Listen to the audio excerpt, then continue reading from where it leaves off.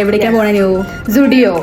ഹോസ്റ്റലിൽ നിന്ന് ബോറടിക്കുമ്പോഴേ നമ്മൾ എപ്പോഴും പോകുന്ന 2 സ്പോട്ടാണ് നെസ്റ്റോ ആൻഡ് സുഡിയോ.